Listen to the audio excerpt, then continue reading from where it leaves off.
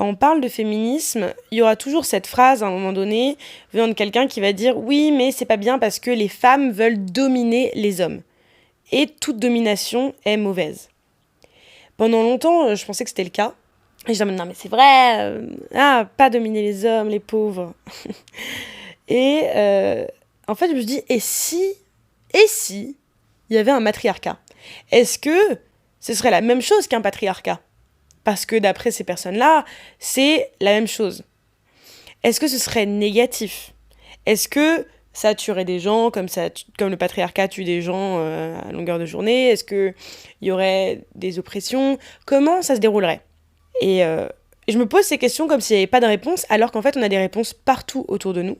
On a tendance à penser qu'en fait, chez les animaux et chez l'humain, le pouvoir revient constamment aux hommes, mais c'est pas une règle universelle et c'est certainement pas une règle naturelle. Il y a plein d'espèces animales et de sociétés humaines qui sont organisées autour du pouvoir féminin. Ces sociétés matriarcales sont pas des anomalies, d'ailleurs elles fonctionnent très bien, elles sont stables, et ce depuis des décennies, notamment chez les animaux, ça fait très longtemps. Pourtant, on les voit peu ou on les met peu en avant.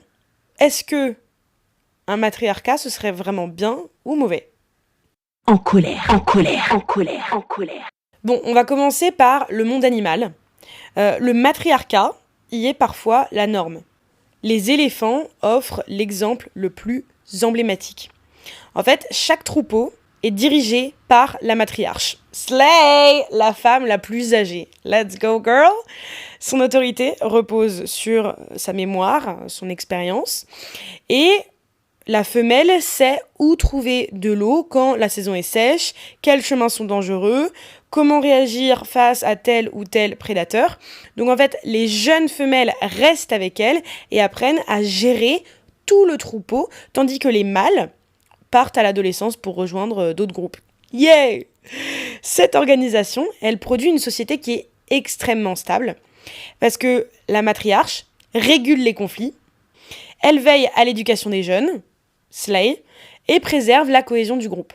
La hiérarchie, elle est d'ailleurs pas imposée par la force, mais par la compétence et la connaissance. Chaque éléphante a un rôle précis, et c'est cette répartition du savoir et de la responsabilité qui permet la survie collective. Là, il y a déjà quelque chose qui m'intéresse, c'est que, comme je l'ai dit, cette hiérarchie, elle n'est pas imposée. Quand on imagine un matriarcat, là, actuellement, si on décidait toutes les femmes de se rebeller et de s'imposer aux hommes, peut-être que le matriarcat, du coup, ne serait plus bon. Peut-être qu'il ne peut fonctionner que si les hommes acceptent de se soumettre, de se soumettre naturellement à la femme, tout simplement, parce que on régule les conflits. Je veux dire, c'est pas nous qui partons en guerre, encore une fois. Je sais pas si vous avez regardé la série Fleabag, sinon allez la regarder. Il y a un extrait avec une meuf dedans qui dit « On porte la violence en nous. Nous, les femmes, on a la violence même dans notre corps. » C'est-à-dire, tous les mois, on saigne, on porte un enfant, notre corps, il se régénère, il crée des trucs de dingue. La violence, le sang, on l'a en nous constamment. On le porte. Donc, on n'a pas besoin d'aller le chercher ailleurs. Alors que les mecs... allez vite, on va jouer à la bagarre, on va jouer à la guerre, on part, c'est qui le plus fort, c'est qui a la plus grosse bite, alors que nous on est en mode paix, la paix, je vous en supplie. On souffre déjà en fait, dans notre corps. Je sais pas pourquoi je disais ça. Ah oui, parce qu'on régule les conflits. Non, ce que je veux dire c'est que si on pensait tous que la domination de la femme était une bonne idée, ce qui à mon humble avis est le cas, et ben alors on s'en porterait tous mieux. Mais comme on ne le pense pas tous, et ben potentiellement notre fucking matriarcat qui a plein de bonnes choses, et ben d'un coup il marcherait plus. Peut-être que c'est ça la nuance, c'est est-ce que la hiérarchie, elle est imposée par la force, ou est-ce que la hiérarchie, elle est acceptée de manière naturelle? Mais bon, bref. Je retourne à mon règne animal. Alors, chez les orques, le matriarcat prend aussi une forme fascinante pour le coup. Les pods, composés de plusieurs générations, ou les pods, je sais pas comment ça se dit, sont dirigés par la femelle la plus âgée. À chaque fois, c'est la girls. Hein. En fait, c'est elle qui décide des déplacements, c'est elle qui est la plus prudente, qui décide de la stratégie de chasse ou d'attaque, de l'éducation des jeunes, et les mâles restent souvent près de leur mère, formant des liens matrilinéaires solides.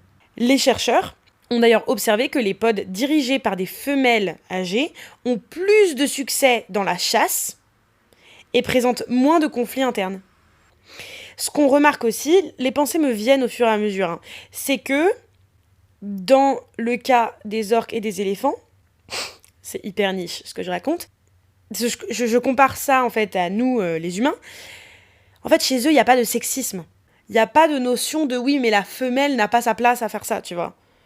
Et c'est ça que je trouve un peu fascinant chez les animaux. C'est qu'ils n'ont pas cette conscience incel, on va dire. Il y a d'autres espèces qui montrent des variantes très intéressantes. Chez les hyènes tachetées, par exemple, les femelles dominent physiquement et socialement les mâles. Bitch! Elles décident de l'accès à la nourriture et influencent la reproduction. On a aussi les bonobos et chez eux, les femelles utilisent pareil la coopération, mais aussi la sexualité, pour maintenir la paix. Et il y a plein d'autres exemples comme ça dans la nature. En bref, dans la nature, le matriarcat apparaît donc comme un facteur de stabilité, de cohésion et d'efficacité dans la survie collective. Et là, vous allez me dire, ok, mais qu'en est-il des humains ? Donc, chez l'humain, les sociétés matriarcales sont nettement moins fréquentes que chez l'animal, mais elles sont quand même fascinantes. Si on va en Indonésie, il y a les Minangkabau. Alors attendez, waouh. Les Minangkabau. Les Minangkabau de Sumatra. C'est impossible à prononcer ce truc. Elles constituent le plus grand exemple contemporain de matriarcat. Dans cette société matriarcale, la propriété des terres et des maisons passe entièrement par les femmes. Les hommes y vivent dans la maison de leur mère et ne peuvent pas hériter de la terre. Ça va de mère en fille. S'il y a des hommes qui écoutent, si jamais ça vous semble injuste, dites-vous nous ce qu'on subit, hein. Ce que les femmes ont subi pendant des années. Ça, même moi quand je le lis, je me dis oh putain c'est pas cool quand même, hein.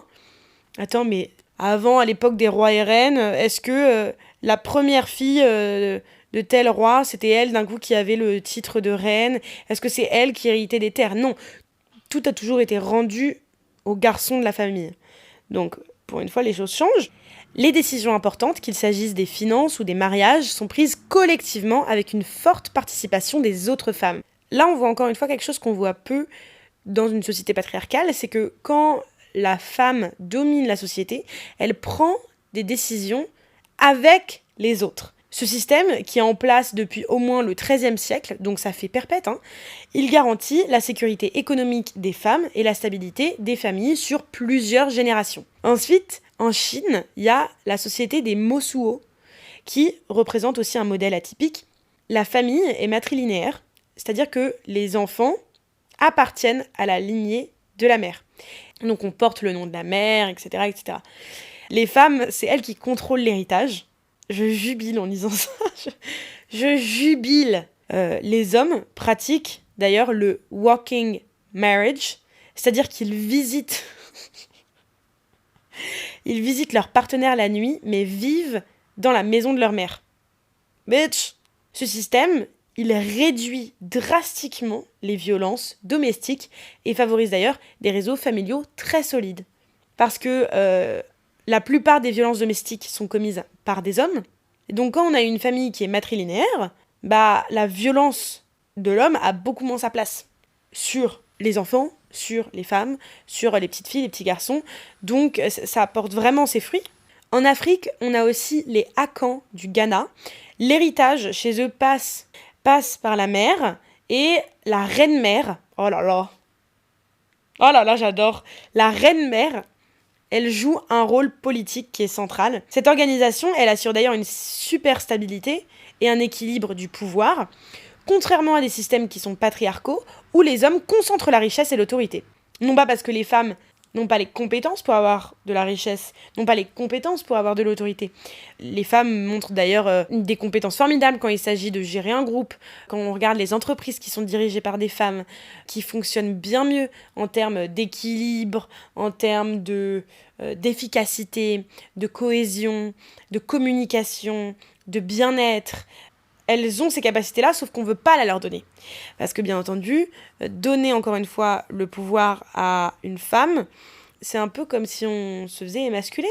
C'est pour ça que tant d'hommes ne sont pas du tout à l'aise avec la notion de femme qui dirigerait le monde, femme qui dirigerait la société. Parce que à ce moment-là, nous alors, ah ça t'embête, nous c'est ce qu'on vit depuis toujours en fait, la domination imposée.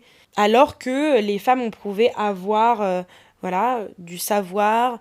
Je ne sais pas combien de découvertes qui ont été faites par des femmes, mais qui ont été volées par des hommes, des prix Nobel qui ont été offerts à des hommes, alors qu'en fait les découvertes ont été faites par des femmes. J'avais fait un épisode là-dessus d'ailleurs. L'épisode s'appelle « Le masculin l'emporte-t-il vraiment sur le féminin ?» Et d'ailleurs, je ne sais pas si vous avez vu ce film sur Netflix qui s'appelle « Je ne suis pas un homme facile ». Je me souviens la première fois que j'ai regardé ce film, et je l'ai détesté, parce que c'était avant que je ne sois féministe, tout simplement. Et donc ça m'a énervée, ça m'a vraiment décontenancée, je me suis sentie mal à l'aise, j'ai trouvé que tout ce que je voyais était bizarre, injuste, que c'était trop woke, que c'était pas bien. Récemment, je l'ai re-regardé, j'étais en mode « Yay!